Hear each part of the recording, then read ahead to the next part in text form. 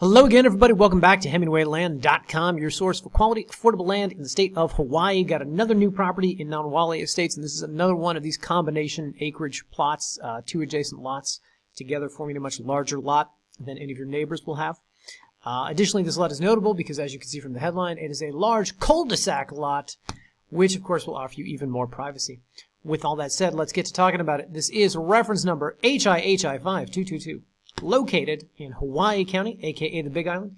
This property is 0.36 acres. To be clear, that is not 36 acres, it's 0.36, so somewhere between a third and 2/5 of an acre. Located as noted in the Nanawale Estates subdivision, and also as noted, a combination of two adjacent lots forming the 0.36 acres. As you saw up top, this is priced affordably at $10,500. With all this said, let's pull this up on a map. As with all of our listings, come back down here, click on any one of the GPS coordinates, and the property shall appear here on Google Maps. So, let's pull back, show you where this is on the island, and then we'll talk more about specifics. So, as noted, you're here in Hawaii County, aka the Big Island. The property sits in the eastern portion of the island in the Puna district over here. And if we zoom in close enough, you can see Nanawale Estates. The entire subdivision is carved out pretty neatly here on the map. So you can see exactly how big this subdivision is and where precisely it is. Before we get back to Nanawale, let's just talk about where this is. So what you're in close proximity to, if you own this property, you're going to be an easy driving distance here of the Pahoa Village Road and hence nearby Pahoa Town. Here you've got easy access to amenities, some dining, some shopping, things like the drugstore, the hardware store. If you find yourself building out here, it's going to be an easy 5-minute drive into town to get to Ace Hardware. And additionally, you've got some schools, some churches, so on and so forth. If there's anything that you want that you can't find in Pahoa, you're just another 10 minutes away from nearby Kiao, up the 130. And if there's anything that you can't get in nearby Kiao, which as you can see is a much more, it's a little more built up of a town. They got some fields out here, some more schools, some more churches, so on and so forth. Presumably more dining, shopping, and nightlife as well. But if there's anything there that you can't find, you just make another 10-minute drive here up the 11 into nearby Hilo. Hilo, of course, being the largest concentration of people, the biggest town here on the island. Over here you've got things like the international airport, the golf course, the Walmart, the university, and, of course, all the beaches here along the northern shore. Blah, blah, blah. Additionally, it should be noted that Nanawale Estates is in very close proximity as well. Over here down to the 130 and here into Kalapana. You've got the lava viewing area over here as well as the night market, the farmer's market that takes place here. It's very popular. And, of course, the 137 here will take you up the coast to the Kahana Black Sand Beach, number 1, and number 2, the Pohoiki Black Sand Beach as well. So the property, as you can imagine, sits in very close proximity to the beaches, to the shores over here. Go surfing, go swimming, go scuba diving, or just lay out on a beach towel and read and get some sun. Very easy to do from this property. All right, guys. With all that said, let's go back here to Nanawale Estates and talk about this. So, as I have mentioned in previous videos, Nanawale Estates is one of these areas, subdivisions, that has a community association, essentially a homeowners association or a property owners association. A lot of people poo-poo this. A lot of people don't like this feature, but I think it's a good thing. I think it helps ensure the value of the land. It makes it so as everybody has certain standards to live by. Your neighbors can't come in and build some, or half-build some sort of eyesore that just sits there for years and years and years and drives down property values. When you have a property owners association like this, it sort of ensures property values. It ensures that whatever you're buying today will only increase in value as time goes on. Number one. Number two, guys, the other good thing about this is you've got paved roads all throughout this subdivision. You've got power... You got power really all throughout the subdivision. The paved roads are all the north-south streets. It seems like all the east-west streets are variations on either paved or paved, but, they're not as well maintained, let's say, as the north-south roads. Whatever the case, easily accessible, easy to drive through the entire subdivision. This is a pretty small subdivision. I think it's a combination of only about 2,000 lots, but all the lots in this subdivision, and I'll show you this in a minute, are all 0.18 acres. So every lot out here are, I think by... normal standards in the lower 48 would be a small lot, but here in Hawaii, these are pretty reasonably sized, kind of average sized lots. And of course, the advantage with what we're selling is that we have two adjacent ones, so it gives you more land to build on, more land to live on, and ultimately more land than your neighbors have. Blah, blah, blah. In addition, I just want to mention with the community association, you can see they're down here at the entrance of the subdivision. They've got a little park, they got a swimming pool out here. They've got some soccer fields, things like that. areas that anybody who lives here can go play, hang out, etc., or the kids can go play and hang out. Blah, blah, blah. The subject properties, guys, let's get to these, are located here off Ohi'a Circle, just east, we'll say, of Flower Road. And if we go to map view, you can see a better sense of how this breaks down. So this is lot number 1. This is lot number 2. As noted, these are cul-de-sac lots. So they're not right here at the end of the cul-de-sac, but they do sit here, and nobody's built up these lots. So you're going to have a good deal of privacy with these properties, basically sitting right here at the end of the road. It should be noted that there's power along Flower Road. There's no power along Ohi'a Circle. So I don't want you to think that there's power at the lot line with this property. If you're looking for property like that, we do have other lots in Nanawale Estates that offer that. That being said, when I scrutinize the map, what you can see here is, well, there's a home right here. There's somebody living here. There's somebody living here and here. So that tells me that power is not too far away. Now, of course, what does it take to get hooked up to power? That's a conversation I want to have with the local electric company. We'll get to that in a second. What I want to show you guys is if you come down here in the photo gallery, number 1, we have a Google Earth overlay that's sort of a representation of the exact size, shape, location of these two lots. And if that doesn't do it for you, we also have the plat map, which will give you a sense of, well, exactly what I just showed you. Basically, the plat overlay that you saw in Google Maps represents it pretty well, but we also have the plat map here, so you can review that. Once again, these are the two subject properties. Now, I've got a photo gallery here of the entire, well, of the lot. Now, with most of our properties, what we'll do is we'll get about 40 photos taken from the property itself. Because these lots out here in Nanawale are so densely tree covered, so densely forested, it doesn't make sense to get 40 photos of trees and ferns. So the photo gallery is a little bigger this time. We've got some photos from the community itself. Then we've got property-specific photos right here. And then beginning here at the church, we've got photos from the nearby Pahoa area and just the community that surrounds the property. So I'll take you through these. This is the entrance right here to Nanawale Estates. As you can see, this is a pretty nice little area, well-maintained, so on and so forth. And if you go through here, you'll see the pool that I was talking about earlier. You'll see some of these picnic areas I was talking about, the soccer field, playgrounds for the kids, so on and so forth. And then once we get through these photos, we will come immediately to the property-specific photos. So here we are on Ohi'a. This is Flower right here. And if you go through the photos, you can see Flower is the paved road. Ohi'a is not so much. It's kind of overgrown. Of course, you can still drive it. It's not difficult to drive on. But it's pretty grassy. Most of the roads that you'll find in this subdivision, really throughout the entirety of the subdivision, we've bought a bunch of lots out there. I've never seen one this sort of grassy, this overgrown, but that is the case with these properties right here. So aside from the usual sort of landscaping, deforesting you'll have to do, quote-unquote dozing, it's called, of the trees on the lot to build out here, probably going to want to you're probably going to want to reach out to the community association and find out what they can do to take care of this road better for you, because that is their job out there. Blah, blah, blah. Now, I'd like to point out to you that, as with all these lots that you see out here, as noted, they're densely forested. These two lots right here are actually not as bad as others. That being said, in order to build on the property, you need to get a building permit. Once the Nanawale Community Association sees that you have that building permit, then you can begin dozing the land. Dozing, hiring a bulldozer, is kind of a common thing out there. A lot of people do it. A lot of lots are like this. So there are actually people who own bulldozers and will rent out their services to do this sort of thing. So not difficult to come by. Of course, you do need the requisite permits out there for dozing, for grubbing, grading the land, so on and so forth. But as you can see when you go through the gallery here, it's a really nice little picturesque area. And I think it could be made even better once somebody starts to build on it and creates a home out here. But I think it's a nice area with a lot of privacy where you'll be able to do that. Anyway, once you get through these photos, then you are going to come to the photos from nearby Pahoa. These begin with this church right here. As you can see, this is exactly what you imagine Hawaii to be, which is beautiful, which is picturesque, which is laid back and kind of cool little town. I mean, this is, exactly what you imagine Hawaii is going to be, sort of a paradise out there.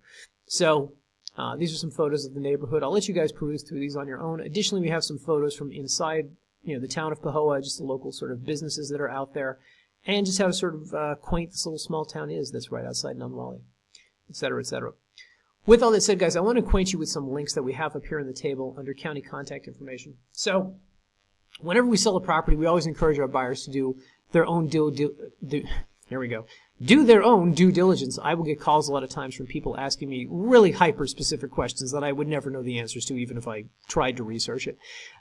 So, you know, if you're building a single-family residence, you're rarely going to have any kind of difficulty with these places. If you're building something slightly unconventional, like a tiny home or a shipping container home, that's where you really want to dig into permits. That's where you really want to do your research about that. So, here under County Context, we have most notably the Nanawale Estates Community Association. If you click on this, it's going to bring up their website. This is an excellent resource. If you're thinking about buying this land, if you're thinking about spending $10,000 plus on something, excellent resource. You can reach out to them, you can call them, you can ask them about the rules and regulations that sort of govern this region, everything that you need to know. Now, additionally, what I would tell you is up here on the table, we have this PDF that's attached right here. We also have it linked. We also have it linked right here. But if you click on this, these are the covenants and restrictions that govern Nanawale Estates. Essentially, all the rules that were created when the land was deeded. Now, if you read through this, what you're going to find is that these are all pretty obvious, pretty, easy, brain-dead type of rules, like how you dispose of garbage and don't make too much noise and things like that. That being said, there are some building restrictions in here that I want to make you guys aware of. These are not huge restrictions. These are just, just some rules they have here. Number one, and it's written here in this little paragraph. People always ask about a time limit to build. There's not a time limit to build, like from the time you buy the property. You can sit on the property for 5 or 10 years, do nothing with it. But the day you say, hey, I want to build, I've got a permit, and I'm breaking ground, you've got 1 year's time to complete what you're building. Now, that's the amount of time they'd like it completed in, so as, your neighbors don't have to look at a half-built eyesore for the rest of their lives. That being said, what happens on day 366, month 13? I don't know. Probably not much. Maybe there's a fine. But it's also probably case specific. If you've made no progress, then maybe there's a fine. If you're a week away from completion, they probably don't say anything for you. That's number one. Number two, no structure can be taller than 24 feet or 2 stories. So FYI. And number three, minimum square footage must be 880 feet at least. This may make these lots out here in Nanawale good for tiny homes, depending on your definition of tiny. FYI. Now, I'll just point out to you guys, we have here in the table, the yearly taxes on these two lots, $200 each per property. In Hawaii, they collect taxes in February, they collect them in August. So you could pay half that in February, you could pay half of it in August, or you could pay the whole thing all at once.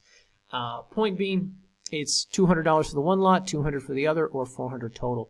Additionally, the Property Owners Association, Nanawale Community Association, has a $99 fee per year, per lot, per year, and this would shake out to roughly about $200 total throughout the year. And of course, that helps go toward road maintenance, things like that. So if you buy this property and you're worried about this kind of grassy type of road and how can I get this thing paved, or can you do something about this, they can probably help you out with that. You give them a call, you say, hey, I'm a landowner out here, I'm dues-paying landowner, what can you do for me? They can probably do some things for you. Anyway, that's number one. Number two, I also want to make you guys aware that we have some other links down here. Waterworks Hawaii is one I like to point out to buyers. We get a lot of calls. If you click that, it'll take you to this website. We get a lot of calls from people asking about buying land in Hawaii and how can you drill a well and blah, blah, blah. Essentially well questions. And wells are not entirely practical. They're not as common in Hawaii as they are in other places, particularly when we sell land in New Mexico. In Hawaii, however, it's a tropical climate. It rains a lot out there. Rainwater catchment systems are practical. They're very common. A lot of people use them. A lot of people have them supplying drinking water, bathing water to their house. So this is probably something that you will get set up on the property when you eventually build out there. Whatever the case, if you have questions about this because you've never done it before, it's always best to reach out to vendors. Whether you're drilling a well in New Mexico or whether you're installing one of these things in Hawaii, it's best to reach out to vendors and ask them sort of questions that apply to, practically speaking, what do I need to know about cost? What do I need to know about how much water I need to even have on a property? Things like that. The point is they install these things all the time and they can walk you better. They can walk you through that better than I can, etc.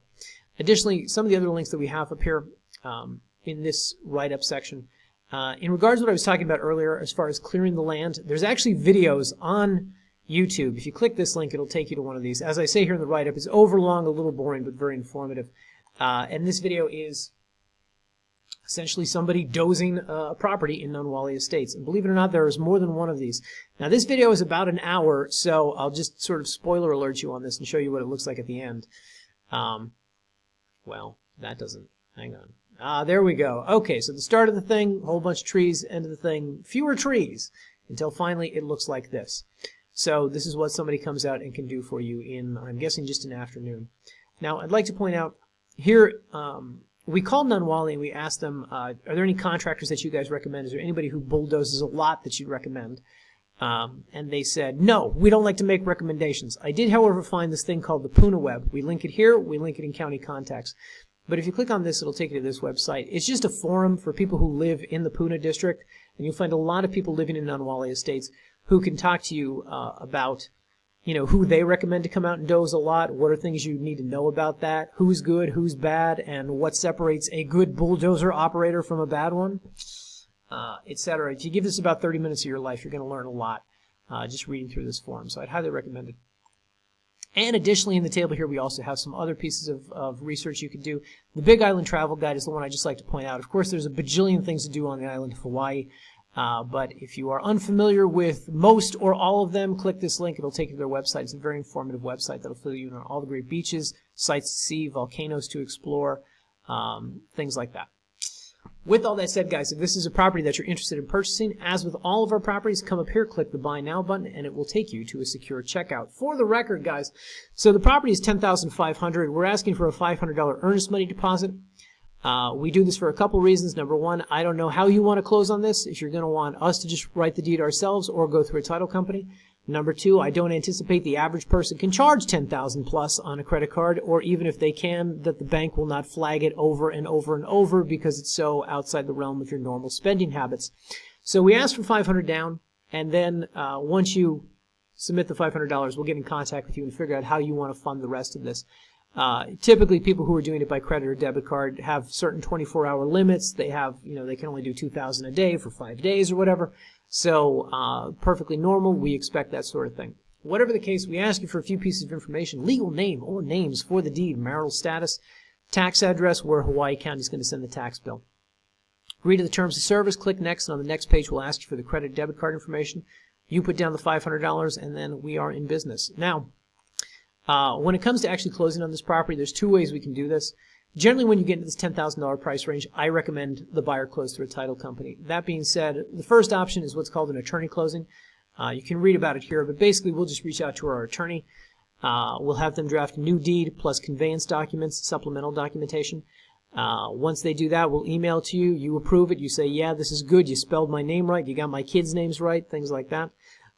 We will then autograph, notarize, and mail off to be recorded. Second option, if you're uncomfortable with putting down this much money through a website, is you can close through a title company. And so you say, hey, I want to do that, and then what we're going to do, and by the way, guys, we enumerate this process here on our Buying From Us page. So if you come here, click that, it'll bring up this page. Microsoft account problem, leave me alone. All right, it'll bring up this page where you can read more about what this process is like. Again, down here, when you get into this $10,000 price range, title escrow, process works like this. You put down $500, we'll draft a contract, we sign it, you sign it, we'll submit it to them, they'll do the rest. And in about 2 to 4 weeks' time, they'll contact you and ask you for the remainder of the money. The benefits here, of course, is that you're going to get title insurance. So if you're looking to build on this property, a lender will not. If you're going to build on this property and you're going to take out a $500,000 loan to build on the property, let's say, a lender's not going to lend on a property that doesn't have title insurance. So that's one of the benefits. You can get it later, but it wouldn't kill you to get it now. We'll say that. Number one. Number two, the other benefit, of course, is that we cannot touch your money, your other $10,000, until such a time as the property has been deeded into your name. So, you know, if you are skeptical about buying land online, this is one of the safest and most secure ways to do it. With all this said, for those of you who are saying, hey, I'm not going to put down money till I see what the contract looks like, I don't know what I'm going to be asked to sign, just come here and click this link. It'll bring up a copy of one of our standard contracts, a generic version of it. As you can see, it's pretty simple, one page for signatures. But basically, title company's not going to do anything until they have a contract like this signed by both buyer and seller, and I'm not going to write this up until I have a $500 deposit, FYI. And we do that just to make sure the buyer is serious. Blah, blah, blah. Finally, guys, just one more thing I want to make you aware of, which is that for anybody who's looking at a property like this, you really want to buy it, but you don't have all the money, you should know that Hawaii Federal Credit Union, which we link right here, actually does loans on vacant land. There are not a lot of lenders who will do loans on vacant land. So when you find one like this, it's worth exploring. It's worth reading their lending program, finding out if you'd be approved. I will point out, I have never dealt with them personally, so I can't vouch for them. But having read through the website, looked at their program, it looks, like they have pretty reasonable terms. Additionally, a 4.75% interest rate is going to be a lot better than I can do. A lot of people will call me saying, can you finance the property? I really can't afford to do that, and if I did, the interest rate would have to be a hell of a lot higher for it to make sense for me financially. So Hawaii Federal Credit Union, worth checking out. Anyway, guys, thanks for watching the video. Thanks for listening to me stutter and stammer through 20 minutes of this, and we will see you in the next video.